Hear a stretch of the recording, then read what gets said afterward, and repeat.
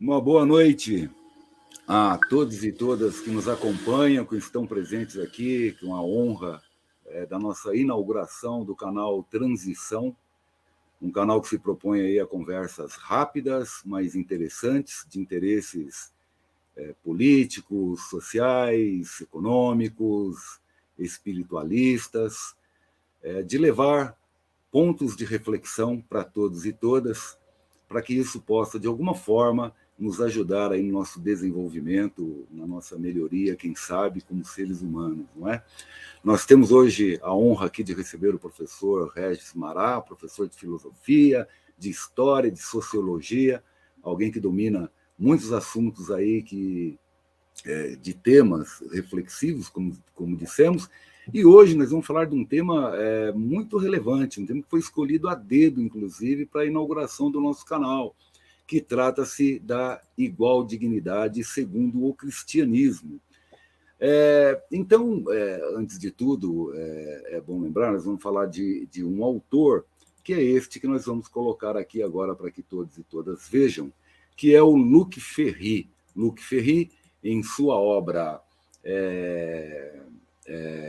A Vitória, esse é o capítulo 3, A Vitória do Cristianismo, sobre a filosofia grega, que se encontra na obra Aprender a Viver, Filosofia para os Novos Tempos, que, vejam, não é uma obra de autoajuda, muito pelo contrário, é uma obra profunda até de filosofia. O professor Regis vai poder falar um pouco sobre isso. Então, ele considera o conceito revolucionário de igualdade segundo o cristianismo, como eu falei, e os seus reflexos na humanidade até os dias de hoje. Então, o Luc Ferry, só para que nós saibamos um pouco sobre ele nasceu em Paris em 1951, é filósofo e um dos principais defensores daquilo que se chama o humanismo secular, ou seja, uma visão de mundo que se contrapõe à religião por conta de seu compromisso com o uso da razão crítica em lugar da fé, na busca de respostas para as questões humanas mais importantes. Mas vejam, esse tema, apesar de falar do cristianismo e da importância que Luc Ferry dá como um conceito revolucionário mesmo do cristianismo, nós estamos falando aqui de um autor que é ateu.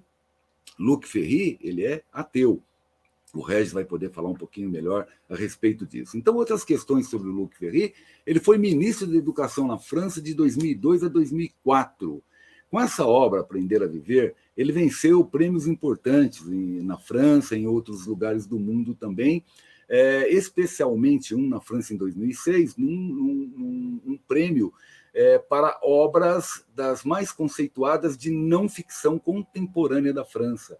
Então, esse livro aí é recomendado, nós vamos deixar o link para que possam baixar esse livro, tem ele em PDF, gratuito para se baixar. Nós recomendamos o livro e recomendamos, inclusive, o capítulo 3, em especial o capítulo 3. Então, nós voltamos aqui agora novamente, agradecendo novamente a presença de todos e todas que aqui estão, que já estão se manifestando aqui no nosso chat, Regis, muitas pessoas aí que nos acompanham, agradecendo a presença, como sempre, do Conexão Marxista. Aliás, Regis Mará é um integrante do grupo Conexão Marxista, muito próximo a nós, muito queridos de nós, inclusive. E, Regis, então é contigo, pode se apresentar melhor como você quiser, meu camarada, e falar um pouco aí sobre esse pensador francês e sua obra, e esse contexto do cristianismo, do que ele traz para nós, afinal de contas, e o que muda, afinal, e o que é essa igualdade em dignidade, não é?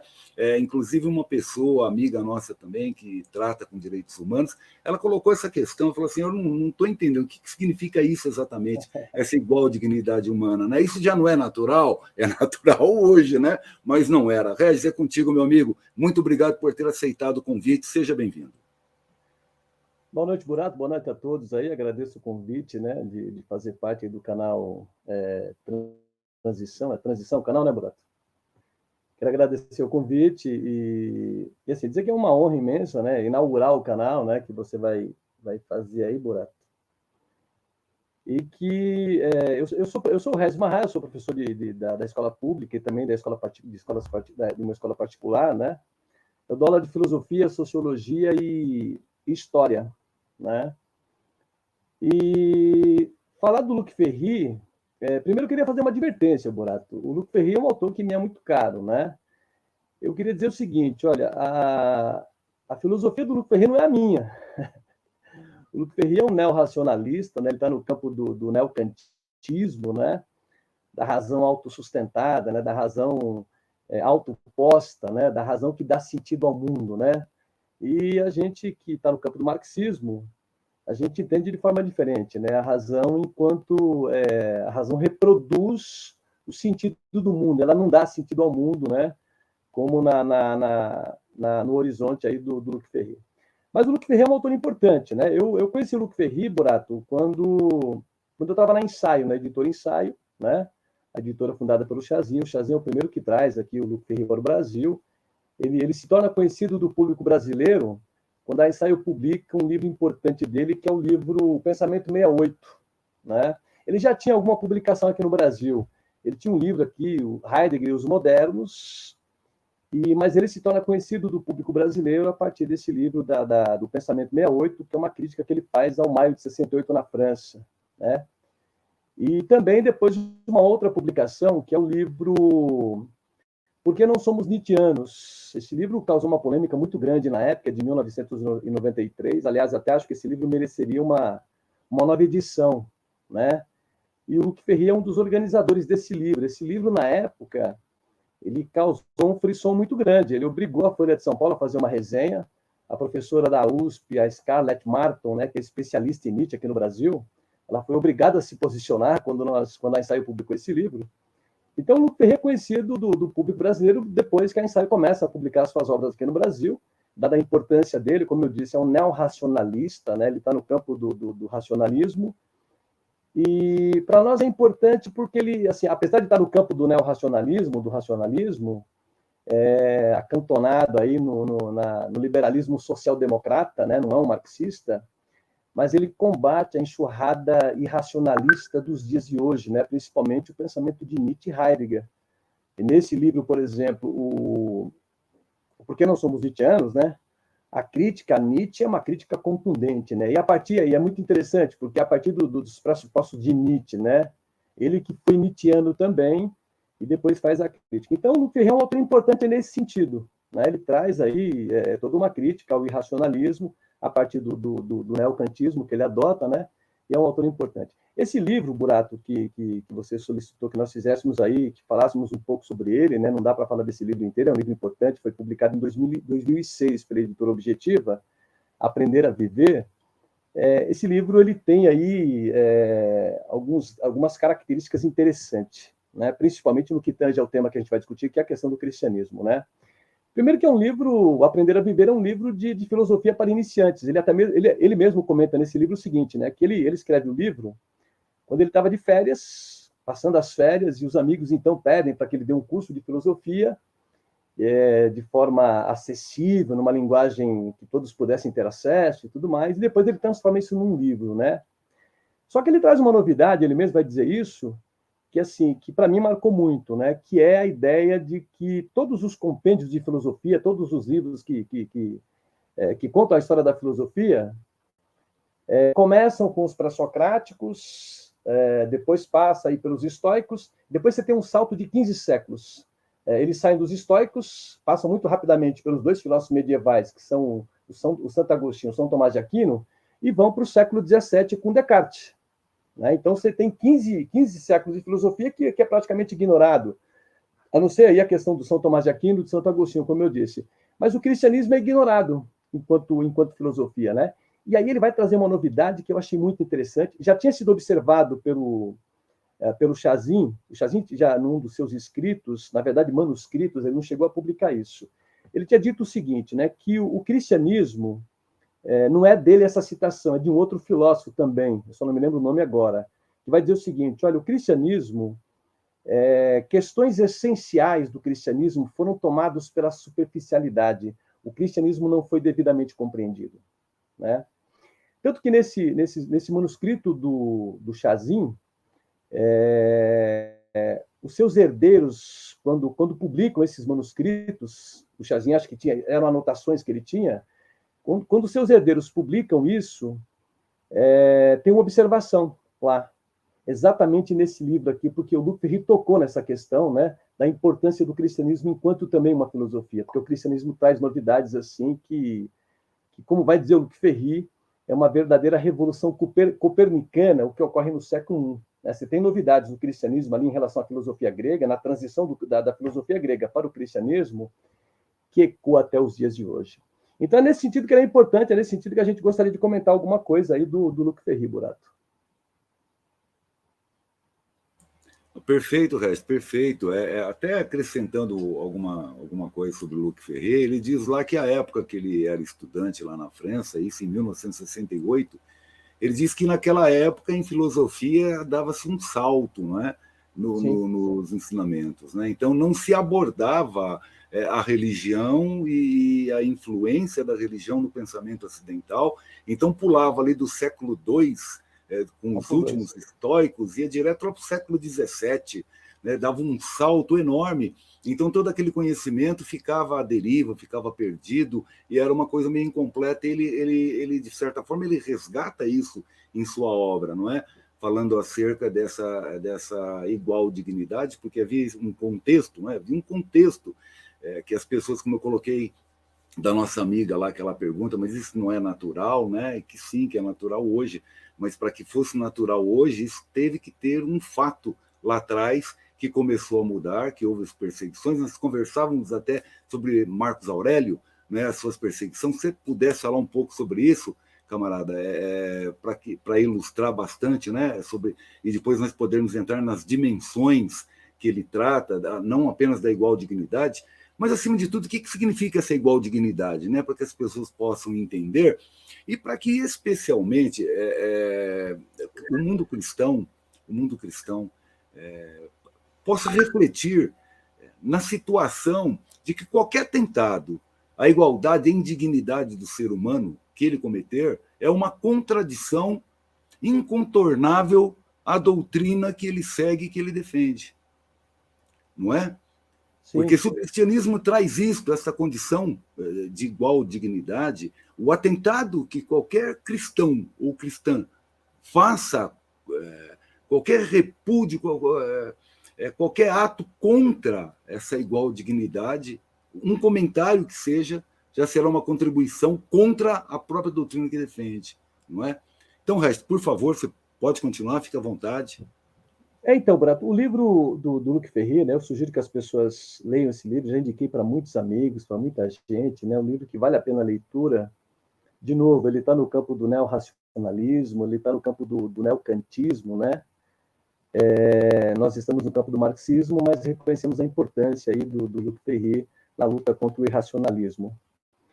O Luc Ferry, quando chama a atenção dessa questão do cristianismo, eu diria que eu desconheço leitura nesse sentido, ou melhor, análise nesse sentido, né? A importância que ele percebe, a grandeza do cristianismo nesse sentido, eu desconheço literatura, enfim, livro de filosofia que trate da forma como ele tratou essa questão, né? Ele vai começar fazendo uma comparação, ele faz uma pergunta muito interessante, né? Como foi possível que primeira transição da filosofia grega para o cristianismo, como é que se deu essa transição, né? E como foi possível que o cristianismo suplantasse a filosofia grega durante 15 séculos? Porque do século I, do nascimento do cristianismo ali, até o século XV, né, você tem aí o predomínio, a hegemonia do cristianismo, né, durante toda a Idade Média. Quer dizer, como é que foi possível? Quais são os elementos que possibilitaram que o cristianismo pudesse suplantar a filosofia grega? A filosofia não vai desaparecer, mas ela vai ficar subordinada à filosofia. Agora, como é que foi possível, né? E ele vai dizer o seguinte, ele começa com a filosofia grega, fazendo a exposição da filosofia grega e dizendo que a filosofia tem 3 dimensões. Ela tem uma dimensão teórica, ela tem uma dimensão ética e ela tem uma outra dimensão que ele chama de sabedoria. Então, a teoria, a ética e a sabedoria são as 3 dimensões da filosofia. No plano teórico, no plano da teoria, os gregos entendiam que era preciso... A teoria significa você contemplar o divino. E o divino, para os gregos, é a própria estrutura, o cosmos, eles chamavam de cosmos, né? A própria estrutura do universo, que é harmônica, que é harmoniosa, que é perfeita, né? Essa estrutura é o próprio divino. E que os seres humanos precisavam contemplar esse divino, essa estrutura, esse cosmos, né? E dessa contemplação do cosmos, dessa teoria, como eles chamavam, nascia uma ética, né? E a ética para os gregos, ela está ligada a esse cosmos, está ligada à natureza, né? Então, a natureza é o modelo da ética. Os gregos fundam, a partir dessa análise, dessa teoria, uma moral ou uma ética, e aí, no nosso caso aqui, ética e moral se confundem, né? Trata-se da mesma coisa para o Luc Ferry, né? Ele vai dizer que ética vem do grego, né? E moral vem do latim. Trata como iguais aí os dois conceitos. Então, dessa teoria, como os gregos chamavam, dessa contemplação do divino, dessa contemplação do cosmos, nasce uma ética, né? E essa ética, ela tem como referência a natureza, é a ética fundada na natureza. E a natureza, o cosmos, apesar de perfeito, de harmônico, né? Ele é hierarquizado, há uma hierarquia na natureza, né? Então, a ética também, a partir desse modelo do cosmos, é uma ética também hierarquizada. Ele vai dizer o seguinte, que para os gregos, nós somos desiguais por natureza. A natureza nos fez desiguais, né? Nós somos fisicamente desiguais, dotados de talentos diferenciados, de capacidades diferenciadas. Agora, isso dado pela natureza. E aí está a ética. O modelo da ética está exatamente na natureza, nessa desigualdade que é natural. Quer dizer, existe um jeito certo de você viver, existe um lugar certo para cada um de nós. Se a gente pegar, por exemplo, o livro a Ilíada, do Homero, que é a volta dos gregos depois da Guerra de Troia, quando Ulisses volta para casa, depois de vencer os troianos. Ulisses, que é o guerreiro que teve lá, o general que teve a ideia do cavalo, o cavalo de Troia. Quando ele volta para casa, ele vai viver várias aventuras que está no livro A Ilíada, né? Uma delas é exatamente essa. Ele vai cair numa ilha, a ilha de Calipso. A Calipso, que é uma deusa maravilhosa, uma deusa belíssima. Ele cai nessa ilha e Calipso se apaixona por ele, né? Ele que estava louco para voltar para casa, a guerra durou 10 anos, né? Ele vai levar mais 10 anos para voltar para casa, porque, entre outras aventuras, ele vai cair nessa ilha, a ilha de Calipso. E lá, a deusa se apaixona por ele, a deusa Calipso. Ele está num paraíso, num resort, né? E a deusa se apaixona por ele. Porém, Ulisses, todos os dias, ele chora copiosamente porque ele quer voltar para casa. Ou seja, ele quer voltar para os braços de sua mulher Penélope, ele quer voltar para a sua ilha de Ítaca, onde ele era rei, adorado pelo seu povo. E ele vai ficar 7 anos nessa ilha, até que Zeus, o pai dos deuses, conduído pela dor de Ulisses, ordena a Calipso que liberte Ulisses. E ela vai ter que liberar, né? Até porque ela é uma deusa inferior e vai ter que seguir as ordens de Zeus. E aí, antes de liberar Ulisses, ela faz uma proposta para ele. Ela vai dizer o seguinte: olha, eu vou ter que te liberar. Malandro, é o seguinte, eu vou ter que te liberar. Mas antes de te liberar, eu tenho uma proposta para te fazer. Se você ficar comigo, eu te dou a vida eterna. E com uma advertência, não só a vida eterna, mas eu te dou também a juventude. Quer dizer, uma proposta irrecusável, né? Vou te dar a vida eterna e vou te dar também a juventude. E Ulisses, ele não aceita. Ele não aceita porque ele vai dizer o seguinte: olha, é melhor uma vida de mortal no lugar certo do que uma vida de Deus no lugar errado. Ou seja, aí está a primeira resposta da filosofia grega para uma vida boa, para uma vida bem-sucedida, né? Para aquilo que tem que acontecer na vida, para que a vida valha a pena.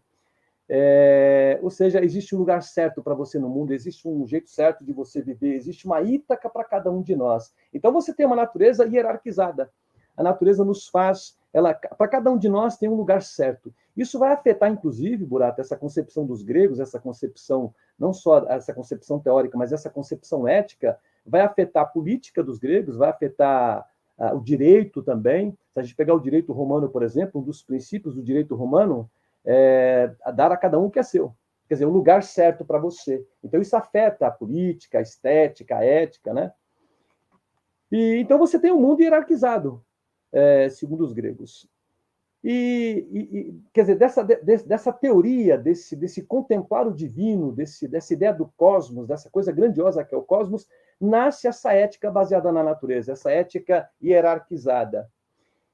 E com o cristianismo no século I, e aí está aí uma das grandezas do cristianismo, por isso que o Luc Ferry vai chamar de uma revolução copernicana, o cristianismo traz uma nova ética, uma coisa revolucionária, que é a ideia, ou seja, que é a ideia de uma ética não mais baseada na natureza, mas uma ética baseada na dignidade humana. Como é que funciona isso? Funciona assim. Se para os gregos a ética ela está fundada na natureza, quer dizer, a natureza faz uma distribuição desigual dos talentos. Então, uns são mais fortes, outros são mais belos, outros são mais inteligentes, né? Então, o mundo deve ser governado pelos mais inteligentes. Né? Por isso que na República de Platão você tem lá Platão, ele vai dizer que a polis tem que ser governada, a República tem que ser governada por um rei filósofo, né? Os mais inteligentes. Mesmo se a gente pegar, por exemplo, a concepção de alma de Platão, nós temos 3 almas, né? A alma desejante, que da cintura para baixo, a alma colérica do peito e a alma racional. Quem deve governar a alma racional. Então, para os cristãos, essa é a novidade, a ética ela não pode ser fundada na natureza. A ética tem que ser fundada na dignidade humana, ou melhor, a ética tem que ser fundada na liberdade. Quer dizer, não importa o talento que a natureza me deu, importa aquilo que eu faço do talento que a natureza me deu. Quer dizer, nesse sentido, nós somos todos iguais. A partir de uma ética fundada na liberdade, no livre-arbítrio, nas escolhas que eu faço, não nos dons dados pela natureza, porque os dons dados pela natureza, os talentos dados pela natureza, em si mesmo, eles não são moral ou imoral. Até porque, veja, o talento que eu tenho, a inteligência que eu tenho, em si mesma, ela não é moral ou imoral. Quer dizer, o que importa não é o dom que a natureza me deu, é aquilo que eu faço do dom que a natureza me deu. Isso é que é ético. Quer dizer, essa escolha que eu faço. Nesse sentido, nós somos todos iguais porque fazemos escolhas, uma ética fundada na liberdade. Isso tem uma outra consequência. Essa ética dos cristãos, diferente da ética dos gregos, isso é uma novidade para os gregos. E veja, tem até versículos bíblicos que tem essa citação, onde os gregos percebem que tem uma diferença significativa em relação a esse novo mundo que está nascendo. Isso tem uma outra consequência. Essa ética fundada na liberdade, na dignidade humana, na igualdade perante Deus, como chamavam os cristãos, ela tem uma outra consequência, que é uma ideia nasce com isso a ideia de humanidade. E ela não existia. Olha que interessante. Se a gente pegar os estoicos, por exemplo, nos estoicos você tem a ideia de que nós somos uma espécie humana, existe a espécie humana diferente da espécie dos animais, mas não uma humanidade. A ideia da igualdade e dignidade leva também a ideia de humanidade, porque se nós somos iguais em dignidade, então nós somos uma humanidade, nós somos uma humanidade única agora. Então, inaugura-se também a universalidade, coisa que você não tem no judaísmo, né? E nem nos gregos. Na verdade, o cristianismo, com essa nova ética e com essa universalidade, ou com essa nova humanidade, está se contrapondo tanto ao nacionalismo dos judeus, né, o povo escolhido, como eles se achavam, e também ao privilégio dos gregos, que se achavam diferente dos bárbaros. Então, está se contrapondo tanto no plano essa nova humanidade, a universalidade do cristianismo se contrapõe ao nacionalismo dos judeus e ao nacionalismo dos gregos. Então, assim, de fato, o Luc Ferry tem razão. Essas ideias, essas duas ideias são revolucionárias, ecoam até os dias de hoje, né? Isso vai ecoar na Revolução Francesa, isso vai ecoar, essa ideia da igualdade e dignidade vai ecoar na Declaração dos Direitos do Cidadão e do Homem, da Revolução Francesa, né? Tem consequências para a democracia. Se a gente pegar, por exemplo, a democracia grega, baseada na escravidão, e era uma democracia de proprietários.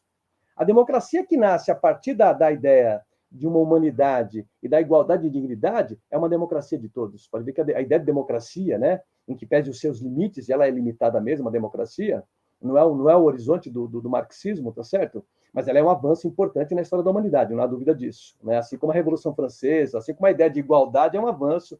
Por isso que o Luc Ferry, a gente volta ao Luc Ferry e percebe a importância dele.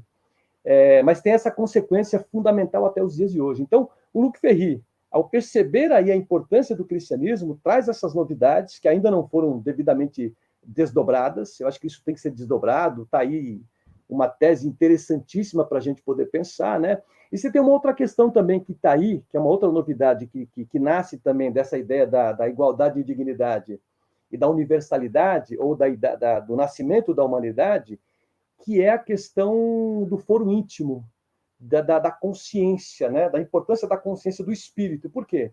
Você tem uma passagem bíblica muito interessante, acho que o público conhece, aí todo mundo conhece, que é aquela que uma mulher vai ser apedrejada e Cristo vai lá e diz, olha, quem não tiver pecado que atire a primeira pedra. O que ele está fazendo ali? Ele está dizendo o seguinte, olha, consultem suas consciências, né? Consultem o foro íntimo, quer dizer, ele está propondo que ao invés da gente adotar a frieza da lei, como todo mundo adotava, sem consultá-la, né? Sem refletir sobre a lei, todo mundo se orienta pela lei, consulte a sua consciência. Será que você está fazendo é correto? Quer dizer, então ele está dando uma importância para a consciência, está dando uma importância para o foro íntimo, né? Essas 3 dimensões que o Luc Ferry traz, eu diria que são assim, é revolucionário. Claro, de novo, eu quero sempre citar isso. A filosofia do Luc Ferry não é a nossa, não é a minha, pelo menos, né? Ele está no campo das ideias, ele está no campo da epistemologia, né? Inclusive, Regis, deixa eu até esclarecer uma coisa aqui para todos e todas que nos assistem. Não é apenas o Luc Ferry que é ateu. O professor Regis também é ateu. Então, nós não temos aqui um religioso falando sobre cristianismo e, vamos lá, puxando a sardinha para o seu lado, né? Nós temos aqui uma pessoa que é racional, que estudou e que encontra muita lógica, muita clareza nisso, não é? E muita coisa a ver com a realidade. Isso é importante colocar para que também não haja bloqueios de comunicação, né? Porque muitas vezes quem nos ouve tem um bloqueio dizendo, poxa, aquele padre foi lá, né, e falou isso, aquilo. Não se trata disso. Na verdade, o professor Regis, ele é marxista. É um marxista e um dos mais ortodoxos que eu conheço, inclusive. Né? E para ele estar aqui falando isso é porque, de fato, é revolucionário mesmo. Não é? Há o reconhecimento que é revolucionário mesmo. Inclusive, Regis, você dizia a respeito de como era esse conceito, esse ver de igualdade ou desigualdade, não é? Seres humanos eram desiguais porque a natureza fez assim, todos desiguais, essa era a concepção grega. Eis que a grande revolução muda isso, né? Você traz para essa igual dignidade, mantém ainda claro, as pessoas são diferentes, umas têm problemas, outras não têm, elas são diferentes nesse aspecto, entretanto, são iguais em liberdade de escolha ética, não é? Pelo que eu entendi que você está colocando aí, é uma das coisas. Mas é importante lembrar também como era, né? O próprio pensamento de nobreza grega, não é? Quem ia para a guerra normalmente eram os nobres, não é? Porque se pensava também que os únicos que poderiam, que eram capazes de atitudes nobres, eram os nobres. Não é? Que o plebeu não tinha essa capacidade de arriscar a própria vida, de se doar por uma causa tida como justa, não é? Dentre outras coisas. Então, essa separação era muito clara, era muito forte à época. Não é? E isto muda e muda bastante. Então, Regi, e dentro desse conceito também, já que nós falamos de ética, então, quando nós estamos diante de uma frase, por exemplo, dita pelo Cristo, não é? Aquela orientação que diz: faça ao próximo aquilo que deseja para si, ou não faça ao próximo aquilo que não deseja para si.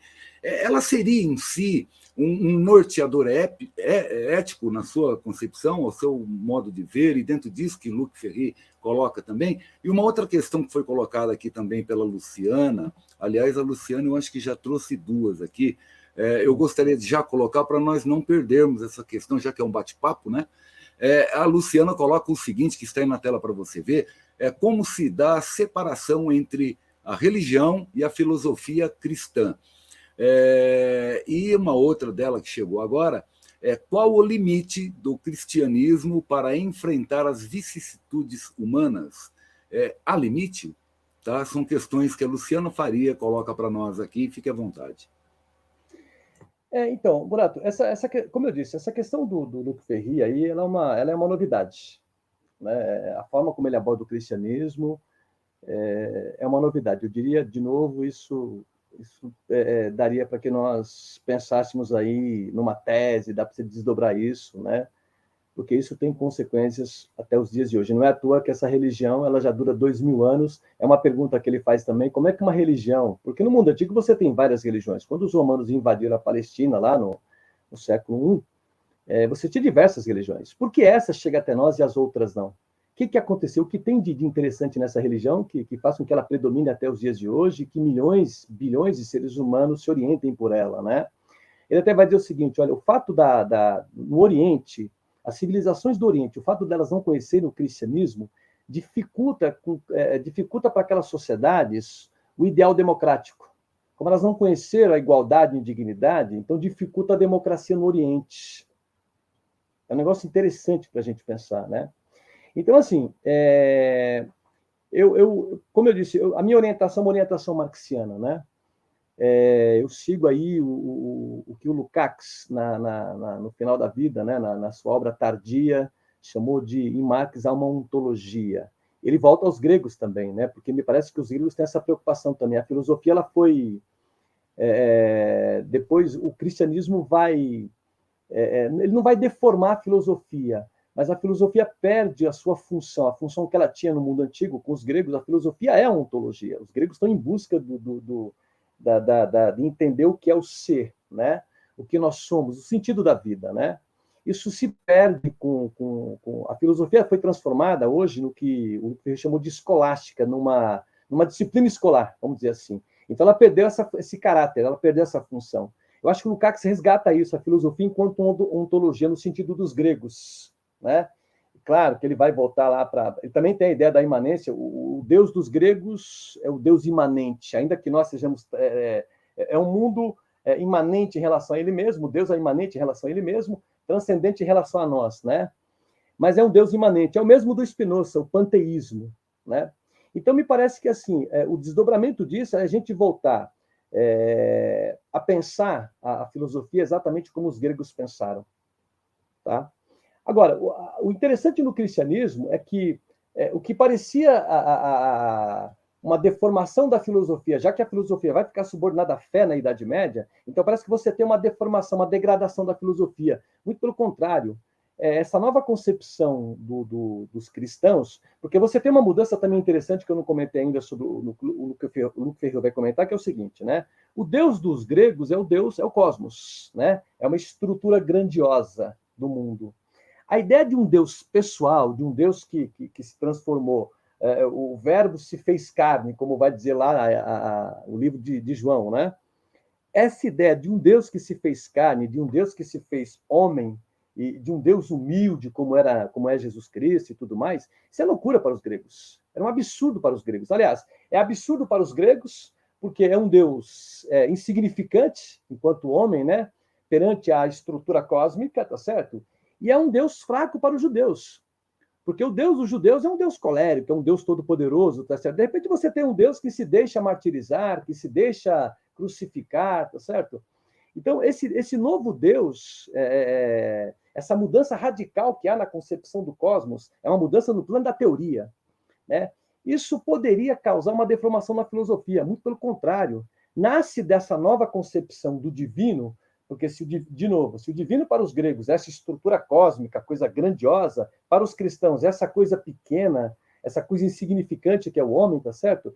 Porém, nasce dessa nova teoria, desse novo divino, nasce uma ética superior à dos gregos. Eu não sei se superior, porque a gente falar em ética superior me parece meio que anacrônico, né? Você tem uma ética diferente, né? Agora, o peso dessa ética dos cristãos, como eu disse, isso é importante, o Luke Ferri sempre está frisando isso, ela ecoa até os dias de hoje, né? O desdobramento do mundo se deu em função disso também.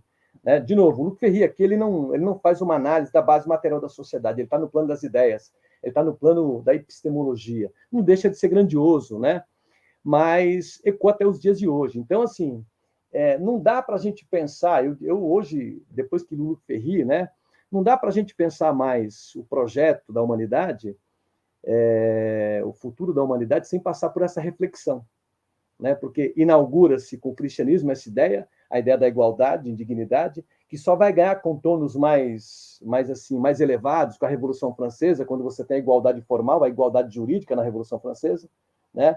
E hoje, o que está posto para a humanidade, o Mesaros vai chamar de igualdade substantiva, que não tem nada a ver com a ideia de socialismo enquanto sociedade de iguais, não se trata disso. O socialismo é a sociedade dos diferentes. é o contrário do que foi dito durante todo o século XX, não, o socialismo é a ideia da igualdade, não se trata disso, nós somos diferentes. A gente continua sendo como os gregos pensaram, dotados diferentes fisicamente, dotados de talentos diferenciados, tá certo? Agora, a nossa moral não está aí.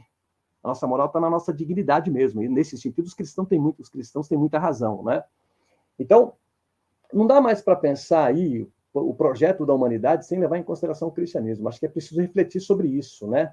Sobre essa contribuição fundamental para a humanidade, que, de novo, ecoa até os dias de hoje. Então, assim, me parece que é preciso pensar nisso, né? Preciso levar em consideração isso para a gente continuar pensando o projeto. Foi um projeto revolucionário, de novo, que foi ignorado por todos os compêndios de filosofia, enfim, talvez por muitos filósofos, né, de lá para cá, que não pensaram nisso. Eu acho que a grandeza do Luc Ferry, ainda que seja um racionalista, está aí, tá em refletir sobre isso, né, em refletir sobre a importância do cristianismo nesse momento aí, né, e foi, como eu disse, foi reconhecido pelo Chazinho. O Chazinho fala, olha, citando de novo um outro filósofo, o cristianismo não foi devidamente compreendido. A gente até tem, se a gente pegar o Marx não, mas o Engels, ele até vai discutir a questão do cristianismo, a importância do cristianismo, o Karl Kautsky, tem um livro chamado, se eu não me engano, A História do Cristianismo, né? Os marxistas flertaram com isso, com o cristianismo, com a importância do cristianismo, chamado comunismo primitivo, como eles chamavam, né? Muitos cristãos, comunistas aí citam, por exemplo, lá o Atos dos Apóstolos, né? Aquele versículo que dizia que tudo era distribuído entre todos e dividido entre todos e tudo mais. Então, assim, os comunistas flertaram com isso no século XIX. Eu acho que essa ideia a gente precisa retomá-la, a gente precisa pensar nisso, porque, de fato, é uma coisa que não dá para ignorar a importância do cristianismo nesse sentido. Não se trata de uma religião, muito pelo contrário. Em que pese, o Luc Ferry vai dizer o seguinte, olha, é uma contradição falar em filosofia cristã, até porque a religião nega a filosofia. Ambas têm, segundo Luc Ferry, têm por objetivo responder às angústias da finitude da vida. A vida é finita, a vida é cheia de problemas, né? E elas têm a religião, segundo aliás, a filosofia, segundo o Ferry, ela quer te salvar, mas é uma salvação sem Deus. É o mesmo objetivo da religião. A religião quer te salvar, mas quer te salvar através do outro, de um Deus, né? A filosofia não, a filosofia quer te salvar através da razão, através de você mesmo, né? E aí, nesse sentido, ele vai dizer, olha, a religião, ou o cristianismo, mesmo em relação à questão da salvação, por exemplo, deu uma resposta muito, muito superior à resposta dos gregos, né? Os gregos que diziam que a morte, por exemplo, é uma passagem, a morte é uma transição de um estado pessoal para um estado impessoal, mas você não desaparece, você continua existindo como fragmento cósmico, você vive eternamente, né? Bom, mas é uma passagem de um ser pessoal para um ser impessoal. Já o cristianismo traz uma resposta que eu diria que é muito mais interessante, né? Ou seja, a morte, você vai reviver, a ressurreição, você vai reviver pessoalmente e vai rever seus amigos ainda. Quer dizer, é muito mais interessante do que você se tornar um fragmento cósmico. Então, a resposta que foi dada pela filosofia cristã, ou melhor, pelo cristianismo, em relação à proposta que tinham os gregos, me pareceu muito mais interessante, por isso que, segundo o Ferry, ela dura até os dias de hoje, você entendeu? Agora, de novo, claro, o Ferry, eu sempre faço essa observação, ele está no campo das ideias, ele está no campo da subjetividade, da razão autossustentada, né, da razão autoposta, e a razão deixada a si mesma, ela especula. Né? Eu sou aí, como já disse aqui, adepto da razão enquanto... da razão, não a razão que dá sentido ao mundo, mas a razão que reproduz o sentido do mundo, a razão que reproduz o sentido do objeto. Ela não dá sentido ao mundo, ela reproduz o sentido do mundo. Ela não é autônoma, né? Como em Kant, que você tem uma razão a priori, ou em Hegel, que você tem uma razão a posteriori. Em Marx, você não tem nada disso, nem um antes, nem um depois. Nada que antecede, nada que vem depois. Em Marx, você tem a razão que reproduz o sentido do objeto. Né? Então, é nesse sentido, eu acho que aí, não sei se eu respondi as perguntas da Luciana, pelo menos, mas a filosofia, o Luc Ferry vai dizer o seguinte também, que na Idade Média, a filosofia ela não vai desaparecer, ela vai se tornar serva da religião, né? Ela tem um papel importante, ela vai justificar a religião, inclusive, né? A razão não vai desaparecer. A razão ela vai ter o papel de, por exemplo, de desvendar as parábolas. As verdades não serão mais as verdades da razão, serão as verdades reveladas, as verdades da religião, né? Mas a filosofia ou a razão, ela terá o papel de desvendar as parábolas, por exemplo, né? E mesmo também de mostrar a beleza da criação. Deus fez o mundo perfeito e assim por diante, e a razão terá essa função de mostrar a beleza da criação. Sim, eu ia dizer isso lá, dentro da questão que a Luciana colocou, né? Essa questão da filosofia, ela ser utilizada nesse período da dita filosofia medieval como uma serva, né? Nessa questão justamente de primeiro interpretar os textos, não é? Interpretar os textos religiosos, bíblicos, e explicar Deus na natureza, né? Inclusive Exatamente, essa função. são trabalhos impressionantes, né, que eles fazem, são trabalhos impressionantes. A gente tem que, de fato, considerar tudo isso que é colocado, não é? Você vê, meu amigo, aquilo que nós havíamos conversado, nós já estamos, nada, com 42 minutos de A gente nem apresentação. percebe o tempo passar. 42 minutos. Nós passamos aí já 12 minutos daquela proposta, mas eu coloquei lá 30 minutos ou um pouquinho mais. Porque a gente já sabe que quando a conversa é boa, ela vai embora, né? Mas nós vamos cumprir aquilo que nós nos propomos a fazer, ou seja, fazer uma apresentação, uma breve apresentação. Nós não temos a pretensão de esgotar coisa nenhuma, mas de trazer um assunto, como hoje, gentilmente, o Regis está aqui conosco para falar sobre esse tema que nós achamos muito relevante, assim como o Regis estará conosco aqui em outras ocasiões para falar sobre outros temas também. O prazer é todo nosso, professor, e para conversar sobre outros temas relevantes também. E eu gostaria de aproveitar agora que estamos encerrando, visto que não tem mais nenhuma questão, agradecendo as pessoas que nos acompanham, e convidar a todos e todas, vou colocar aqui a Neiva, que colocou aqui também. Obrigado, viu, Neiva, por estar conosco aqui, assim como todos os demais e as demais. Mas eu quero convidar a todos que na próxima segunda-feira nós teremos aqui o Tiago Lima Castro. O Tiago, ele se doutorou em filosofia agora, e o tema dele é Descartes. Descartes entre a filosofia e a música será o tema dele. Foi o tema de mestrado e o tema de tese dele. Ele tem informações muito interessantes sobre a filosofia, a sociedade. O Tiago, ele é espírita, não é? Ele participa do movimento filosófico espírita, com a construção de uma filosofia espírita. Então, eu convido todos e todas para estarem aqui conosco também, nos acompanhando na próxima segunda-feira, das 19h30 até as 20 horas, ou um pouquinho mais, né? Como nós falamos aqui. Então, Regis, eu quero agradecer a sua presença e a presença de todos que aqui estiveram. Nós temos aqui também o professor Marquinhos, a Neiva novamente mandando uma mensagem para nós, e também o Guilherme mandando. Cheguei a alguns minutos, mas o Guilherme vai poder depois assistir, porque esse vídeo ficará gravado aqui no YouTube, no canal. Eu até peço para que todos, vou fazer que nem aqueles influencers, né? Dê o seu like, clique o sininho de lembrete, se inscreva no canal, né? Comente. Pode criticar, não tem problema. Exatamente, pode criticar, mas pega leve, porque o canal está começando, não é? E nós vamos nessa balada, agradecendo sim a presença de todos e todas. A nossa intenção é fazer esses debates de uma forma muito agradável, que traga de fato informações. Somos abertos a críticas, a comentários, a conversas, não é? Sabemos que teremos momentos de embates até ideológicos com muitos aí, mas é aquilo. Eu vou lembrar novamente a Frida Kahlo. Não queremos que pensem como nós, apenas que pensem. Era isso que ela dizia. E isso é maravilhoso, e ela está corretíssima, sempre esteve corretíssima. Não é? Então, nós estamos aqui agradecendo a participação de todos e todas novamente, convidando novamente para segunda-feira próxima esse bate-papo com o nosso camarada Tiago Lima, não é isso? E assim nós encerramos o programa de hoje, o bate-papo de hoje. Fiquem com Deus, aqueles que em Deus acreditam. Fiquem em paz, aqueles que ainda não acreditam. Aí é a palavra de um teísta apresentando o programa, não é isso? Um grande abraço a todos e todas. Maravilha, abraços.